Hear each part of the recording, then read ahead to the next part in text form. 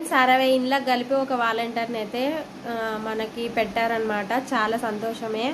కాకపోతే మనకి చెప్పింది ఏంటంటే వాలంటీర్ జాబు ఇంటింటికి వచ్చి వాళ్ళే రేషన్ బియ్యం వేయడము, ఇంటింటికి వచ్చి రేషన్ కార్డులు చేంజ్ చేయడము, పిల్లలకి ఆధారు ప్రతి ఒక్కటి గవర్నమెంట్ స్కీమ్ల గురించి వాళ్ళే ఇంటికి వచ్చి చేస్తారని చెప్తారు కదా, అవన్నీ అబద్ధాలే. నాకు తెలిసిన కొన్ని ఊర్లో వాలంటీర్లు ఎలా ఉన్నారంటే మనం ఇళ్ళకి వెయ్యి రిక్వెస్ట్లు చేసుకున్నా కూడా మనకి ఏ పనులు చేయరనమాట గవర్నమెంట్ తరపున. ఇంకా రేషన్ కార్డ్ చేంజ్ చేయడానికి మనం వెళ్ళినా మనకి పనులు జరగవు. వాళ్ళ పర్సనల్ పనులకే వెళ్తారు కానీ వాళ్ళు జీతాలు తీసుకుంటారు, వాలంటీర్ జాబులు చేస్తారు. ఏమన్నా అంటే మాకు తమ్మొత్తేది పని చేయడం లేదు, అలాంటివి రీజన్స్, అన్ని సిల్లీ రీజన్స్ చెప్తారనమాట. మరి జీతాలు ఎందుకు తీసుకుంటారో అర్థం కాదు.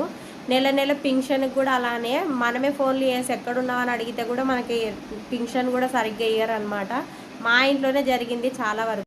అందరికి ఉపాధి ఉండాలని జాబులు అయితే ఇచ్చారు కానీ ఎవ్వరైతే వాలంటీర్ జాబులు సక్రమంగా చేయడం లేదు. పింఛన్లు పంచారు టయానికి, రేషన్ అందివ్వరు, ఆధార్ కార్డులు చెప్పారు, ఏమి చేయరనమాట. వాళ్ళ పర్సనల్ జాబులే ఎక్కువ చేస్తారు.